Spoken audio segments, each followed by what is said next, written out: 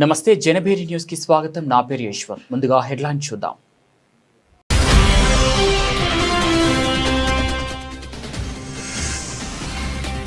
ఢిల్లీలో రైసినా డైలాగ్ 2026 సదస్సులో పాల్గొన్న ముఖ్యమంత్రి శ్రీ నారా చంద్రబాబు నాయుడు.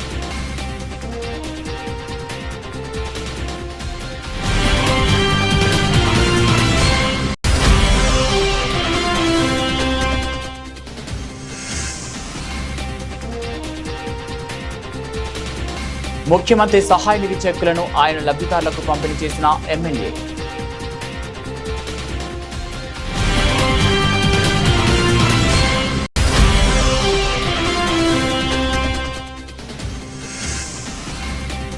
ఇంద్రకీలాద్రిపై జరుగుతున్న కుంభాభిషేక మహోత్సవాలలో పాల్గొన్న రాష్ట్ర హోంమంత్రి Vangalapudi Anitha.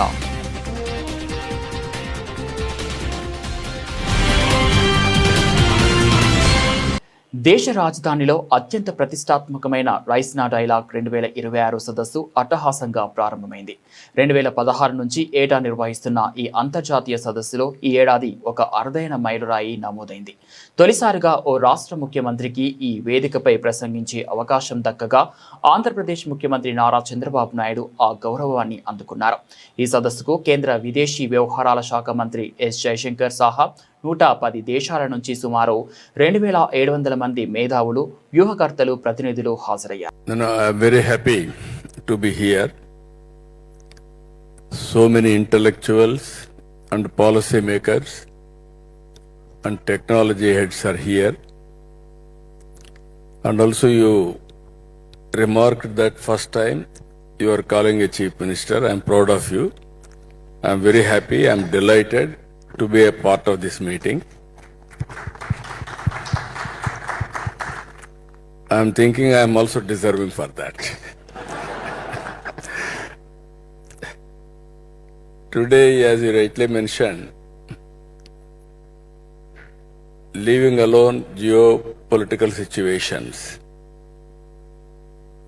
India is moving very fast. And also now it is an amazing time. Technology is matured. Originally, I know very well, around 1995, when I started promoting technology, we had a big problem. Even we didn't have at that time proper bandwidth. Then I used to promote technology, and also deregulation of telecommunication sector has been happened. That was the beginning. And India has taken first mover advantage. Today in knowledge economy, we are leading the global community. Around 57 to 60% of GCCs are located in India. ముఖ్యమంత్రి సహాయ నిధి పేద మరియు మధ్యతరగతి కుటుంబాలకు సంజీవనిలా మారుతుందని ప్రభుత్వ whip Vijayawada central MLA Bonda Umamaheswararao పేర్కొన్నారు. శనివారం ఉదయం సింగ్నగర్లోని ఎమ్మెల్యే కార్యాలయంలో జరిగిన ఓ కార్యక్రమంలో 58వ డివిజన్కు చెందిన 8 కుటుంబాలకు సుమారు 5,34,717 రూపాయల విలువైన ముఖ్యమంత్రి సహాయ నిధి చెక్కులను ఆయన లబ్ధిదారులకు పంపిణీ చేశారు. ఈ సందర్భంగా బొండా ఉమామహేశ్వరరావు మాట్లాడుతూ ముఖ్యమంత్రి నారా చంద్రబాబు నాయుడు నేతృత్వంలో ప్రభుత్వం పేదల సంక్షేమానికి పెద్దపీట వేస్తుందని చెప్పారు. అనారోగ్య సమస్యలతో ఆర్థికంగా ఇబ్బందులు పడుతున్న వారికి వైద్య సహాయం అందించేందుకు ప్రభుత్వం ప్రత్యేక శ్రద్ధ తీసుకుంటోందని వెల్లడించారు. ఈ కార్యక్రమంలో ఎమ్మెల్యే కార్యాలయ కార్యదర్శి గంటా కృష్ణమోహన్, మాజీ కార్పొరేటర్ పిరియా జగదాంబ, ఇన్ఛార్జ్ పిరియా సోమేశ్వరరావు, ప్రధాన కార్యదర్శి మల్లంపాటి రవికుమార్, సెంట్రల్ మైనార్టీ అధ్యక్షులు ఎస్కే గౌస్ బాషా, దొండపాటి సుల్తానా, పాల రజని, మొహమ్మద్ యాకూబ్, సముద్రాల చంద్రశేఖర్, ఎలవర్తి వీరయ్య చౌదరి, ఇతర నాయకులు పాల్గొన్నారు.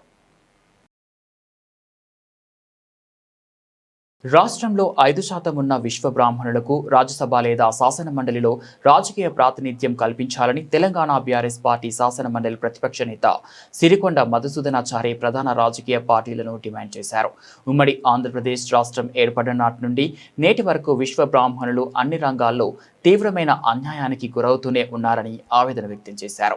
విజయవాడ సీతారామపురంలోని విక్రాంత్ పబ్లిషర్స్ కార్యాలయంలో విజయవాడ విశ్వ బ్రాహ్మణ సంఘం నూతన అధ్యక్షులుగా నియమితులైన ఉపాధ్యాయులైన గొర్తి శ్రీనివాస చక్రవర్తి అభినందన కార్యక్రమం జరిగింది. ఈ కార్యక్రమానికి తెలంగాణ బీఆర్ఎస్ పార్టీ శాసన మండలి ప్రతిపక్ష నేత సిరికొండ మధుసూదనాచారి ముఖ్య అతిథిగా విచ్చేసి తొలుత విశ్వకర్మ చిత్రపటానికి పూలమాలలు వేసి ఘన నివాళులర్పించారు. అనంతరం నూతన అధ్యక్షుడు శ్రీనివాస చక్రవర్తిని ఘనంగా సత్కరించారు. స్వతంత్రం వచ్చిన తర్వాత విశ్వబ్రాహ్మణులకు అన్ని రంగాల్లో అన్యాయమే జరిగింది. ప్రత్యేకించి ఈరోజు విజయవాడ నగరంలో విశ్వబ్రాహ్మణులను ఉద్దేశించి నా ఆవేదనను వ్యక్తం చేయడం జరిగింది. ఆంధ్రప్రదేశ్ రాష్ట్రంలో 5% ఉన్నటువంటి విశ్వకర్మలకు చట్టసభల్లో కనీస ప్రాతినిధ్యం లభించకపోవడం అనేది చాలా దురదృష్టం. ఈరోజు రాష్ట్ర ప్రభుత్వానికి సూచన చేస్తూ ఉన్నాం, డిమాండ్ చేస్తూ ఉన్నాం. రాబోయే రోజుల్లో ఆంధ్రప్రదేశ్కి సంబంధించినటువంటి విశ్వబ్రాహ్మణులను రాజ్యసభకు లేదా శాసన మండలికి పంపాలనేటువంటి డిమాండ్ చేస్తూ ఉన్నాం. గతంలో బాణాల రామ్మూర్తి గారు ఉమ్మడి మద్రాసు రాష్ట్రంలో ప్రాతినిధ్యం వహించడం జరిగింది. ఎప్పుడో 78లో సూర్యప్రకాష్ రావు గారు ఎమ్మెల్యేగా గెలవడం జరిగింది. 1978 తర్వాత ఇప్పటి వరకు ఆంధ్రప్రదేశ్ ప్రాంతంలో శాసన మండలికి కానీ శాసనసభకు కానీ ప్రాతినిధ్యం లభించని కులాలలో విశ్వకర్మ జాతి ఉన్నది. కాబట్టి సమాజానికి అనేక రకాలైనటువంటి సేవలు అందిస్తూ పార్టీల జెండాలు మోస్తున్నటువంటి మాకు న్యాయం మీరు అవకాశం కల్పించడం ద్వారా మాత్రమే సాధ్యమవుతుంది. కాబట్టి ఈరోజు ఉన్నటువంటి ధన ప్రభావం ముందు, కులాల ఆధిపత్యం ముందు కొన్ని కులాలు పోటీ చేసి నెగ్గేటువంటి పరిస్థితులు. నా పేరు శ్రీనివాస్ చక్రవర్తి. విజయవాడ విశ్వబ్రాహ్మణ సంఘానికి నూతనంగా మళ్ళీ అధ్యక్షుడిగా ఎన్నికయ్యాను. అయితే ఒక 2 విషయాలు ఈ రోజంతా ఆత్మీయ సమావేశం చేసుకోవడం జరిగింది. దానికి ముఖ్య అతిథిగా మన తెలంగాణ శాసన మండలి ప్రతిపక్ష నాయకులు సిరికొండ మధుసూదనాచారి గారు, అలాగే మాజీ స్పీకరు వారు విచ్చేయడం జరిగింది. ఈరోజు ఏంట్రా అంటే పరిస్థితి, గతంలో వైఎస్ఆర్సీపీ అనేక ప్రామిసులు మా విశ్వబ్రాహ్మణులు చేసి ప్రామిసులు అన్నీ తప్పింది. ఒకటి కాదు, మొత్తం ప్రామిసులు తప్పింది. అది మనసులో పెట్టుకొని విశ్వబ్రాహ్మణులు కరెక్ట్గా తగిన సమాధానం చెప్పి ఎన్డీఏ కూటమికి ఎంతో సహకరించడం జరిగింది. ఎన్డీఏ కూటమి కూడా ప్రారంభంలో 50 ఏళ్లకే వీళ్ళకి అనేక రకాలు మొత్తం మట్టితో వాటితో పనిచేసే పని కాబట్టి పొగ అది వస్తుంది కాబట్టి 50% బీసీలకి 50 వయసు వచ్చేసరికి వారికి పెన్షన్ ఇవ్వాలనేది చెప్పింది. దాన్ని ఒకటి మేము దృష్టిలో పెట్టుకొని ప్రచారం చేయడం కూడా జరిగింది టీడీపీ గవర్నమెంట్లో. అదేవిధంగా మన లోకేష్ గారు కానీ గౌరవనీయులైన చంద్రబాబు నాయుడు గారు కానీ ఒక ఎమ్మెల్సీ పదవి విశ్వబ్రాహ్మణులకు ఇస్తారన్నారు. అది కూడా కేటాయించి కూటమి ప్రభుత్వం న్యాయం చేస్తుందని ఆశిస్తా నాకు ఈ అవకాశం ఇచ్చినందుకు కృతజ్ఞతలు తెలియజేస్తాను. భవన నిర్మాణ సంక్షేమ బోర్డుకు 110 రూపాయలు చెల్లించిన ప్రతి కార్మికునికి సంక్షేమ పథకాలు అందించే బాధ్యత ప్రభుత్వాలదే అని ఎం రామకృష్ణ అన్నారు.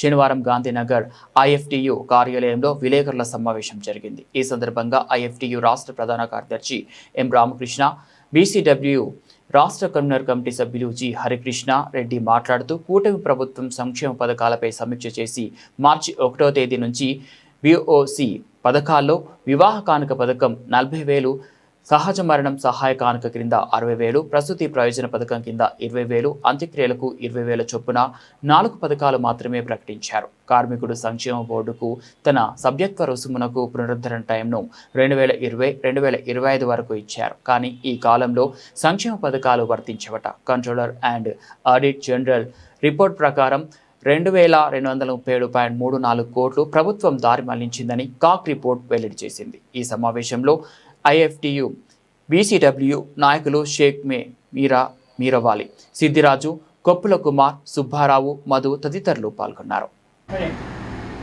నా పేరు G Harikrishna Reddy. Andhra Pradesh building construction workers union రాష్ట్ర కన్వీనర్ కమిటీ సభ్యుడిని. రాష్ట్ర ప్రభుత్వాన్ని భవన నిర్మాణ కార్మికుల గురించి ఒక విషయం అడుగుదాం అనుకుంటున్నాం. దాదాపుగా 40 సంవత్సరాల పాటు ఎంతోమంది కార్మికులు ప్రాణత్యాగాలు చేసి సాధించుకున్న సంక్షేమ బోర్డు ఈరోజు కార్మికులకు అందుబాటు లేకుండా పోయింది. 2007లో సంక్షేమ బోర్డు ప్రకటన చేసిన అప్పుడు కాంగ్రెస్ గవర్నమెంటు దాన్ని అమలు చేసుకోవడం కోసం అనేక మంది కార్మికులు అనేక పోరాటాలు చేస్తే 2009 ఆగస్టు 15 నుంచి అమల్లోకి వచ్చింది. అప్పటి నుంచి పట్టుమని గట్టిగా 10 సంవత్సరాల పాటు కార్మికుల సంక్షేమ పథకాలు అమలు చేయలేదు. ఏ పార్టీ అధికారంలోకి వచ్చినా మేము కార్మికుల పక్షాన్ని నిలబడతామని చెప్పి చెబుతున్నారు తప్ప 1996 కేంద్ర చట్టాన్ని అనుసరించి సంక్షేమ బోర్డు అమలు జరిగింది. దేశంలోనే మన భారతదేశంలో ఎక్కడ భవన నిర్మాణ కార్మికుల సంక్షేమ బోర్డు అమలు జరిగినా ఈ 1996 కేంద్ర చట్టాన్ని అనుసరించి అమలు జరుగుద్ది. అటువంటి సంక్షేమ బోర్డు అనేక రాష్ట్రాల్లో కార్మికులకు మంచి మంచి పథకాలు అమలు చేస్తుంటే ఆంధ్ర రాష్ట్రంలో మాత్రం ప్రభుత్వాల యొక్క ఉపయోగాలకు మాత్రం సంక్షేమ బోర్డును ఉపయోగించుకుంటున్నారు తప్ప కార్మికుల శ్రేయస్సు కోసం ఉపయోగపడలేదు. ఎందుకంటే ఇప్పుడు అనేక దాదాపుగా 2019 నుంచి ఇప్పటి వరకు 7 సంవత్సరాల పాటు ఎక్కడ ప్రమాదాలు జరిగినా, చనిపోయినా, కాలు ఇరిగినా, చెయ్యి ఇరిగినా, మహిళా కార్మికుల డెలివరీలు అయినా ఎక్కడ ₹1 నష్టపరిహారం అందల. కారణం గత ప్రభుత్వం 12 రసాయన రహిత సాగు ఆరోగ్యానికి శ్రేష్టమైందని రాష్ట్ర బీసీ ఈడబ్ల్యూఎస్ సంక్షేమం చేనేత జౌళి శాఖ మంత్రి ఎస్ సవిత స్పష్టం చేశారు. రసాయన ఎరువులు, పురుగుల మందుల వాడకం వల్ల క్యాన్సర్ వంటి మహమ్మారి వ్యాధులు ప్రబలుతున్నాయని వెల్లడించారు. సేంద్రియ పద్ధతిలో పండించిన పండ్లకు ప్రస్తుతం మార్కెట్లో విపరీతమైన డిమాండ్ ఉందని స్పష్టం చేశారు. ఈడబ్ల్యూఎస్ ఆధ్వర్యంలో నగరంలోని ప్రముఖ హోటల్లో ప్రకృతి సాగుపై వర్క్షాప్ శనివారం జరిగింది. ఈ కార్యక్రమంలో మంత్రి ఎస్ సవిత, సంబంధిత శాఖ చీఫ్ సెక్రటరీ సునీత, పలు కార్పొరేషన్ల చైర్మన్లు పాల్గొన్నారు. ఈ సందర్భంగా వారు మాట్లాడుతూ మారుతున్న కాలంలో ఆహారం, వాతావరణం అన్నీ కలుషితమైపోతున్నాయని, ఫలితంగా మానవాళిని అనేక రోగాలు చుట్టుముడుతున్నాయని అన్నారు. దేశం బాగుండాలంటే రైతు బాగుండాలి. మరి రైతు బాగుండాలి. రైతు పండించిన రైతు మామూలుగానే దేశానికి 2 ముఖ్యమైన వాళ్ళు ఉన్నారు. దేశం కోసం పోరాడే సైనికుడు, మరి అదేవిధంగా మనందరికీ అన్నం పెట్టే రైతన్న, పంట నష్టం వస్తుందని తెలిసినా కూడా పంట పెట్టే రైతు, మరి రైతు కూడా బాగుపడాలి. ఎందుకంటే ఈ కాలంలో అన్ని విధాలుగా కలుషితమైపోయాయి. ఈ కలుషితమైన వాతావరణంలో మరి అనేక రోగాలు రావటం కూడా మనం అందరం చూస్తున్నాం. ఇప్పుడు క్యాన్సర్ ఎక్కువైపోతోంది. క్యాన్సర్ ఎందుకు ఎక్కువైపోతోంది? పంజాబ్లో పంట ఎక్కువ పడుతుందంటే ఇప్పుడు పంజాబ్లో క్యాన్సర్ వ్యాధి ఎక్కువైపోయింది. ఎందుకు ఎక్కువైపోయిందంటే మరి అధిక ఎరువులు, రసాయనిక ఎరువులు వాడటం వల్లే మరి ఈ రోగాలు ఎక్కువగా వస్తున్నాయనే విషయంతో ముఖ్యమంత్రి గారు ఎప్పటికప్పుడు అధికారులతో చర్చించి, మాతో చర్చించి, రైతన్నులతో చర్చించి మనం చాలా సీరియస్గా మనం ప్రజలని కాపాడుకోవాలి, ప్రజలు ఆరోగ్యంగా ఉండాలంటే ఆర్గానిక్ ఫార్మింగ్ మీద మీరు అందరూ ఫోకస్ పెట్టండి. వారికి కావాల్సిన ఏమంటే ఎప్పటికప్పుడు అవగాహన సదస్సులు పెట్టండి, ప్రజల్లోకి వెళ్ళండి, అవగాహన సదస్సులు పెట్టండి. మరి అంతేకాకుండా ఆర్గానిక్ ఫార్మింగ్ వల్ల మరి వారి కుటుంబం, గతంలో గ్రామాల్లో ఎక్కడ క్యాన్సర్ అనే వ్యాధి వినిపించేది కాదు, 1-2 వినిపించేది. అప్పుడు మరి నవధాన్యాలతో భోజనాలు చేసేవారు. అప్పుడు అన్నం తినేవారు అంటే పెద్ద కుటుంబాలు అయితే అన్నం తినేవారు, రాగులు, సజ్జులు ఇలా తినేవారు, అయితే సన్నజాతులు తినేవారు అనుకునేవి. కానీ ఈరోజు మరి పండించే రైతు ఈరోజు ఆర్గానిక్ ఫుడ్ పండియటం వల్ల వారికి లాభం పొందుతారు, వారి కుటుంబం ఆరోగ్యంగా ఉంటుంది, వారు మరి ప్రజలు ఆరోగ్యంగా ఉంటారనే ఉద్దేశంతో ఈరోజు మన ముఖ్యమంత్రి 75 సంవత్సరాల యువకుడు ఈరోజు ఈ విధంగా కష్టపడుతున్నాడు అంటే ఆర్గానిక్ ఫుడ్ తినడం, మరి ఏదైతే నవధాన్యాలతో ఎప్పటికప్పుడు ఆయన జాగ్రత్తగా. ఈరోజు ముఖ్యమంత్రి గారు మనమన్నా 15 గంటలు పని చేస్తే భయపడతామేమో, అలసిపోయినట్టుంటాం. 24 గంటల సేపు కూడా పనిచేయడానికి సిద్ధంగా ఉన్న యువకుడు మన చంద్రబాబు నాయుడు గారు. కాబట్టి ఆయన దయచేసి అందరూ ఆరోగ్యంగా ఉండాలి, అందరూ ఆర్గానిక్ ఫార్మింగ్కి అందరూ దృష్టి పెట్టండి. దానికి ఏ విధంగా బైబ్యాక్ చేయాలి, పంట ఏ విధంగా పెట్టాలి, ఎరువులు ఏ విధంగా వాడాలి, బైబ్యాక్ ఏ విధంగా చేయాలి. ఈరోజు నిజంగానే ఆర్గానిక్ ఫార్మింగ్తో పండించిన పంటలు కావచ్చు, మరి నవధాన్యాలు కావచ్చు, అంతేకాకుండా ఫ్రూట్స్ ఏది చూసినా ఈరోజు డిమాండ్ ఉంది.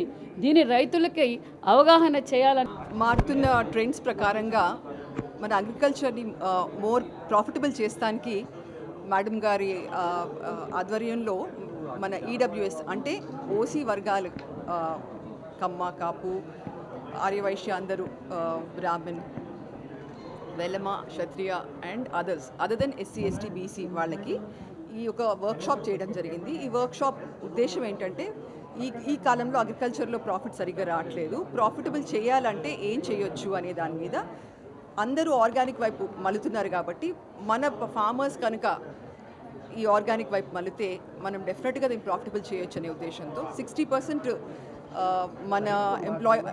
మన జనాభా మొత్తము ఆంధ్రాలో అగ్రికల్చర్ మీద డిపెండెంట్ ఉంది. కాబట్టి వాళ్ళని కనుక మనం క్యాప్చర్ చేసి, ల్యాండెడ్ వాళ్ళు ఎక్కువ ఓసీస్లో ఉంటారు కాబట్టి వాళ్ళని కనుక మనం క్యాప్చర్ చేసి వాళ్ళకి మనము ఈ ఆర్గానిక్ ఫార్మింగ్ నేర్పించగలిగితే బాగుంటుందనే ఉద్దేశంతో ఒక వర్క్షాప్ లాగా చేయడం జరిగింది. ఈ వర్క్షాప్ ఉద్దేశం వీళ్ళకి ఎలా ఏం చేయాలి, ఎవరిని కాంటాక్ట్ చేయాలి, ఏం వెరైటీస్ వేయచ్చు, ఎంత ప్రాఫిటబుల్ ఉంటుంది ఇవన్నీ చెప్తాము. ఇది అయిపోయిన తర్వాత వాళ్ళ ఇంట్రెస్ట్ పట్టి వాళ్ళకి ఎవరెవరు ఇంట్రెస్ట్ ఉందో వాళ్ళు ముందుకు వస్తే మనం ఈడీబీసీ కార్పొరేషన్ ద్వారా డిస్ట్రిక్ట్స్లో వాళ్ళని అటాచ్ చేసి, రైతు సాధికార సంస్థ వాళ్ళని అటాచ్ చేసి వాళ్ళని అక్కడికక్కడ వాళ్ళు ముందుకు వెళ్ళి వాళ్ళు చేసుకోవడానికి మనము హెల్ప్ చేస్తాము. ఇక్కడ బీఆర్సీ అని ఒకటి మనం ఇక్కడ కనిపిస్తుంది మీకు. సో మా రైతులకి 1 lakh సబ్సిడీ ఇచ్చి, తర్వాత మన వివోస్తో టైఅప్ ఇచ్చి, బ్రాహ్మణ్ కార్పొరేషన్తో టైఅప్ ఇచ్చి, మా కార్పొరేషన్స్తో టైఅప్ ఇచ్చి వాళ్ళని మన పురుగు మందులు, తర్వాత ఈ ఫర్టిలైజర్స్, కషాయాలు తయారు చేయడానికి ఒక సెంటర్ ఆఫ్ సేల్ లాగా తయారు చేస్తానికి మనము ఇది పెడుతున్నాము. రేపు వాళ్ళు ఎక్స్పోర్ట్ చేయాలంటే ట్రేసబిలిటీ అన్ని నార్మ్స్ ఉంటాయి, టెస్టింగ్ ఉంటుంది. సో మనము మేక్ ఇన్ ఇండియా అని మన ప్రైమ్ మినిస్టర్ ఎట్లయితే కాల్ ఇచ్చినారో, మేక్ ఇన్ ఇండియా చేసి వీళ్ళందరినీ 1 family 1 ఎంటర్ప్రీనర్ మార్చాలంటే అగ్రికల్చర్లోనే ఈ 60% ఉన్నారు కాబట్టి వాళ్ళని ఎంటర్ప్రీనర్స్గా తయారు చేద్దామనే ఉద్దేశంతో మేడం గారు దీనికి వర్క్షాప్కి అంగీకరించారు. Thank you. కృష్ణా జిల్లా గన్నవరం మండలం చిక్కవరం గ్రామంలో చోటు చేసుకున్న విషాద ఘటన స్థానికంగా తీవ్ర కలకలం రేపింది. చెరువులో పడి 3 విద్యార్థులు మృతి చెందిన ఉదంతంపై ఏపీ ప్రభుత్వ విప్ గన్నవరం ఎమ్మెల్యే యార్లగడ్డ వెంకట్రావు తీవ్ర దిగ్భ్రాంతి వ్యక్తం చేశారు. మరణించిన విద్యార్థులు తుప్పల వినయ్ కుమార్, బిళ్ళ మోహన్ సాయి మరియు ముచ్చ వెంకట జోసెఫ్ కుటుంబాలను ఆయన స్వయంగా పరామర్శించి ప్రభుత్వం తరపున అండగా ఉంటామని భరోసా ఇచ్చారు. ఈ సందర్భంగా మీడియాతో మాట్లాడిన ఎమ్మెల్యే కేవలం ధనార్జనే ధ్యేయంగా సాగిన అక్రమ మట్టి త్రవ్వకాలే 3 అమాయక ప్రాణాలను బలి తీసుకున్నాయని ఆరోపించారు. ఈ కార్యక్రమంలో మండల తహసీల్దార్ శివయ్య, సిఐ ప్రసాద్ మరియు ఇతర స్థానిక నాయకులు పాల్గొన్నారు. చాలా హృదయ విదారక సంఘటన చిక్కవరంలో జరిగిన పరిస్థితి. ఏదైతే సుందరయ్య చెరువు అని చెబుతున్నారో ఇదే చెరువు.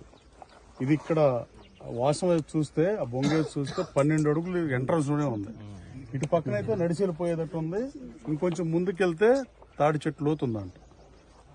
సో నేను 9 సంవత్సరాలు 9 సంవత్సరాల రాజకీయ జీవితంలో నేను వచ్చినప్పటి నుంచి చెబుతున్నా, చెరువులు ఊరమ్మడి ఆస్తులు అటు తవ్వనివ్వద్దు. తాతనాయనమ్మలకి మనవాళ్ళకి తాతనాయనములు ఎట్టగా ఉమ్మడి ఆస్తో అలా అని చెప్తే ఎవడో పట్టించుకున్న పాపాను పోలా. కానీ ఆ పాపిష్టి డబ్బు ఏదైనా చేపిస్తాంటానికి ఇదో తార్కాణంగా నేను భావిస్తున్నా. ఈ ఒక్క గొంతుకే 9 సంవత్సరాల నుంచి ప్రశ్నించింది ఈ అక్రమ మట్టి వీటి మీద. కానీ ఇవాళ ఆ డబ్బు తీసుకుని ఇది ఇక్కడ మట్టి తవ్వినాళ్ళు ఈ 3 పిల్లలు చచ్చిపోవడానికి కారణం కాదని అడగదలుచుకున్నా. ఉక్కుపచ్చలారని పిల్లలు చనిపోయారు. ఇంకోటి ఏంటంటే గవర్నమెంట్ నుంచి కూడా ఏమైనా చేయడానికి source of income, source of earner అయితే చేయటానికి ఉంది తప్ప పిల్లలు చనిపోతే చేయటానికి ఏమీ లేదని చెప్పిన పరిస్థితి. ఎంఆర్ఓతో మాట్లాడితే రూల్స్ ఎలా ఉన్నా కలెక్టర్తో కూడా మాట్లాడా. ముందు తక్షణం ఎంక్వైరీకి ఆదేశించా. ఈ చెరువు మీద ఎవరైతే ఈ చెరువు తవ్వారో వాళ్ళు ఈ పిల్లల్ని చంపారంటంలో ఏమాత్రం సందేహం లేదు. ప్రత్యక్షంగా కాకపోయినా పరోక్షంగా వాళ్ళ మరణానికి అభంశుభం తెలియని 8వ తరగతి 10వ తరగతి చదువుకునే పిల్లలు, బీసీడీ ముదిరాజ్ సామాజిక వర్గానికి చెందిన వాళ్ళు ఉక్కుపచ్చలారని పిల్లల్ని బలిగా ఉన్నారంటే ఏమాత్రం సందేహం లేదు. ఈ ప్రమాదంలో దుప్పల వినయ్ కుమార్ కానీ, 8th క్లాస్ చదివే అబ్బాయి కానీ, బిళ్ళ మోహన్ సాయి 10th విద్యార్థి కానీ, అలాగే మరో విద్యార్థి కూడా 10th క్లాస్ ముచ్చ వెంకట జోసెఫ్. ఈ వెంకట జోసెఫ్ పరిస్థితి అయితే వాళ్ళ తల్లికి, వాళ్ళ వెంకట జోసెఫ్ తల్లిదండ్రులు అయితే చల్లపల్లి అయితే ఇక్కడికి వచ్చి ఉంటున్నారు. వాళ్ళకి కనీసం ఇంటి సైట్ లేదు. ఇంటి స్థలం ఇమ్మని ఎంఆర్ఓకి చెప్పా. ఎట్టి పరిస్థితి ఎంఆర్ఓ గారు వాళ్ళకి ఇళ్ల స్థలం మానవతాతో కేటాయించాను. అలాగే బిళ్ళ మోహన్ సాయి అనే అతను ఎవరైతే ఉన్నాడో వాళ్ళ తల్లికి గతంలో జంగారెడ్డిగూడెం దగ్గర నుంచి ట్రాక్టర్లో వస్తుంటే యాక్సిడెంట్ జరిగి చెయ్యి తీసేసిన పరిస్థితి. ఆవిడ చూస్తేనే బాధేసే పరిస్థితి. అసలు ఆవిడకి వాళ్ళ కొడుకు చనిపోయాడని కూడా తెలియలేదని వాళ్ళు చెప్తుంటే నా కళ్ళు చెమర్చినాయి. అలాగే ఆవిడ ఆ ఇల్లు చూశారు కదా మీరు కూడా, ఒక చిన్న రేకుల షెడ్ లో గోడ లేకుండా ఉంటున్నారు. వాళ్ళకి హౌసింగ్ డీకి చెప్పి తక్షణం ప్రధానమంత్రి దాని కింద 2.5 లక్షల రూపాయలు కేటాయించి అవసరమైతే మిగతా మ్యాచింగ్ గ్రాంట్ నేను పెట్టుకుని వాళ్ళకి ఇల్లు కట్టిస్తా.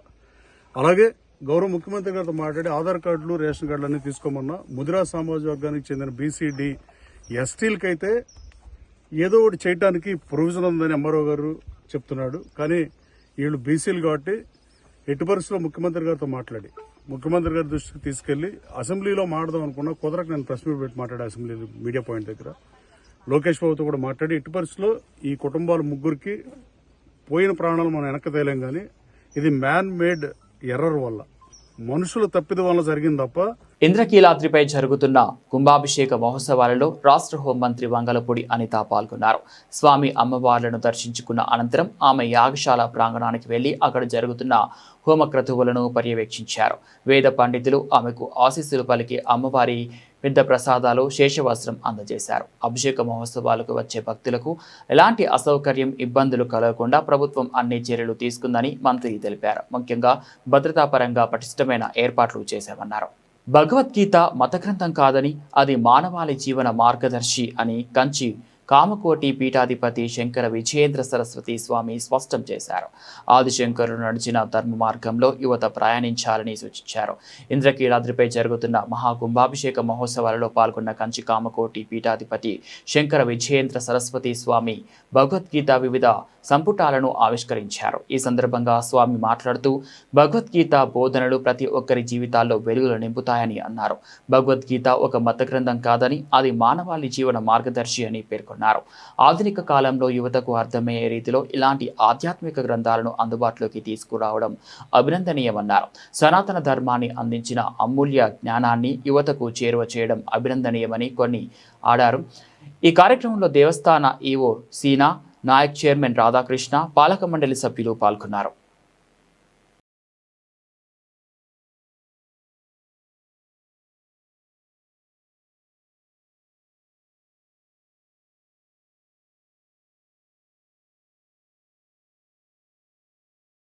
అసెంబ్లీలో జరిగిన బడ్జెట్ సమావేశాలు రాష్ట్ర అభివృద్ధి, సంక్షేమం, ఉపాధి మరియు ఉద్యోగ అవకాశాలపై కీలకంగా జరిగాయని సెంట్రల్ ఎమ్మెల్యే బోండా ఉమామహేశ్వరరావు తెలిపారు. ఈ బడ్జెట్ ప్రజల కోసం రూపొందించిన నిజమైన బడ్జెట్ అని, ముఖ్యంగా బడుగు బలహీన వర్గాలు, ఎస్సీ, బీసీ, మైనార్టీ వర్గాలకు ఉపయోగపడే విధంగా ఈ బడ్జెట్ రూపొందించడం ఆనందకరమని చెప్పారు. సింగ్నగర్లోని ఎమ్మెల్యే కార్యాలయం నందు ప్రభుత్వ విజయవాడ సెంట్రల్ నియోజకవర్గ శాసనసభ్యులు బోండా ఉమామహేశ్వరరావు పార్టీ నేతలతో సమావేశం నిర్వహించిన అనంతరం ఎమ్మెల్యే బోండా ఉమామహేశ్వరరావు మాట్లాడుతూ దాదాపు 3 లక్షల కోట్ల రూపాయల బడ్జెట్ ద్వారా రాష్ట్రంలో అభివృద్ధి, సంక్షేమం, పెట్టుబడులు, ఉపాధి అవకాశాలకు సమాన ప్రాధాన్యత ఇచ్చారని తెలిపారు. రైతులు, యువత, మహిళలు మరియు బడుగు బలహీన వర్గాలకు ప్రత్యేక కేటాయింపులు చేయడం సంతోషకరమని తెలిపారు.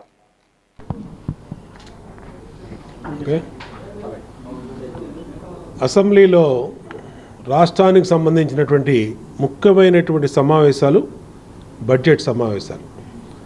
ఈ రాష్ట్రంలోని అభివృద్ధి, సంక్షేమము, ఉపాధి, ఉద్యోగ అవకాశాల కోసం మరి కీలకమైనటువంటి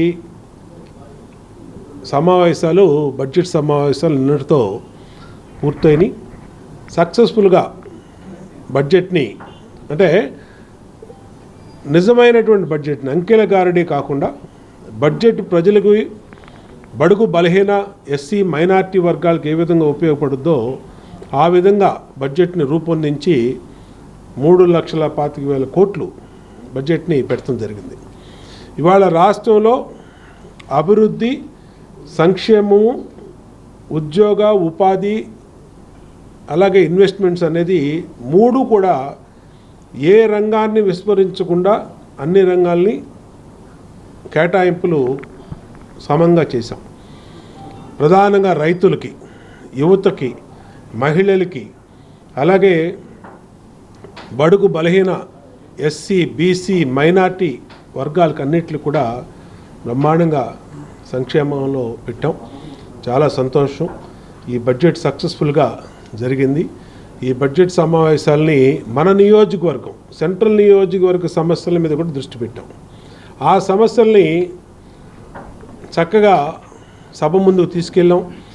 ఆ సమస్యల్లో ప్రధానమైంది ఇవాళ ప్రపంచవ్యాప్తంగా అంతర్జాతీయ మహిళా దినోత్సవాన్ని ఆంధ్రప్రదేశ్ ప్రభుత్వ ఉద్యోగుల ఎంప్లాయీస్ అసోసియేషన్ మహిళా వింగ్ ఆధ్వర్యంలో ఘనంగా జరుపుకోవడం జరిగిందని ప్రభుత్వ ఉద్యోగుల సంఘం అధ్యక్షులు సూర్యనారాయణరావు తెలిపారు. గత శతాబ్దాలుగా మహిళా దినోత్సవం పేరుతో ముగ్గుల పోటీలు, లెమన్ అండ్ స్పూన్ ఆటలతో సరిపెట్టారని ఎద్దేవా చేశారు.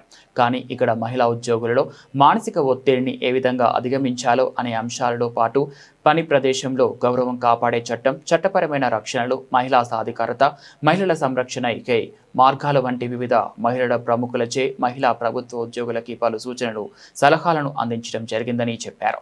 శతాబ్దాలుగా మహిళలు తమ హక్కుల కోసం చేసిన పోరాటానికి నేడు మహిళా దినోత్సవం వేడుకలని గుర్తు చేశారు. 2026లో కూడా మహిళల సాధికారత, సమానత్వం లక్ష్యంగా ప్రత్యేక థీమ్తో ఈ రోజును నిర్వహించుకోవడం జరిగిందని పేర్కొన్నారు. అంతర్జాతీయ మహిళా దినోత్సవ వేడుకల పురస్కరించుకొని నగరంలోని తుమ్మలపల్లి కళాక్షేత్రంలో ఆంధ్రప్రదేశ్ ప్రభుత్వ ఉద్యోగుల ఎంప్లాయీస్ అసోసియేషన్ మహిళా విభాగం ఆధ్వర్యంలో వేడుకలు ఎంతో ఘనంగా నిర్వహించుకున్నారు. మిత్రులందరికీ నమస్కారం. మొట్టమొదటిసారి ఆంధ్రప్రదేశ్ ప్రభుత్వ ఉద్యోగుల సంఘం నేతృత్వంలో మేము అంతర్జాతీయ మహిళా దినోత్సవ కార్యక్రమం నిర్వహిస్తున్నాం. వాస్తవంగా నేను వాణిజ్య పనుల శాఖ ఉద్యోగ సంఘానికి 36 ఏళ్ళు బట్టి నాయకుడు ఉన్నా, 17 ఏళ్ళు బట్టి ప్రభుత్వ ఉద్యోగ సంఘ నాయకుడు ఉన్నా, ఏనాడు నా నేతృత్వంలో పనిచేసే ఏ ఉద్యోగ సంఘం పక్షాన ఈ అంతర్జాతీయ మహిళా దినోత్సవం అయితే మేము నిర్వహించలేదు. దానికి అనేక కారణాలు. మాకు మా సంస్థకి సరైన ఆర్థిక స్తోమత లేదా ఆదాయ మార్గాలు లేకపోవడం వల్ల.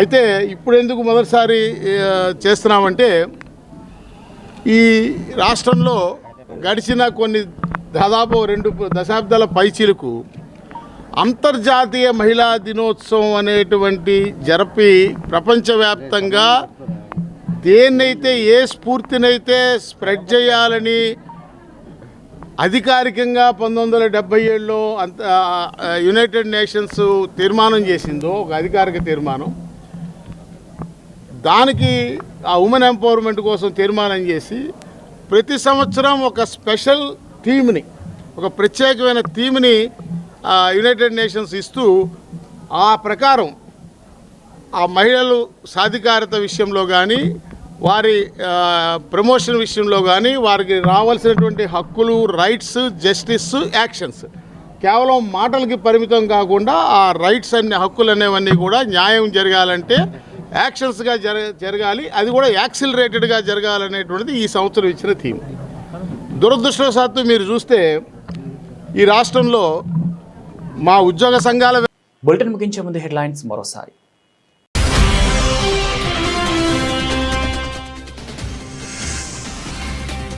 ఢిల్లీలో రైసినా డైలాగ్ 2026 సదస్సులో పాల్గొన్న ముఖ్యమంత్రి శ్రీ నారా చంద్రబాబు నాయుడు.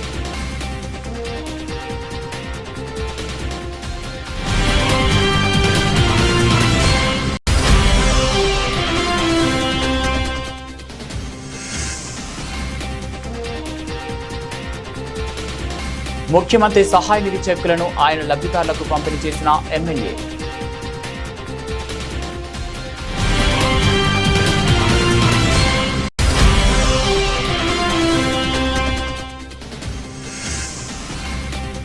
ఇంద్రకీలాద్రిపై జరుగుతున్న కుంభాభిషేక మహోత్సవాలలో పాల్గొన్న రాష్ట్ర హోంమంత్రి వంగలపూడి అనిత.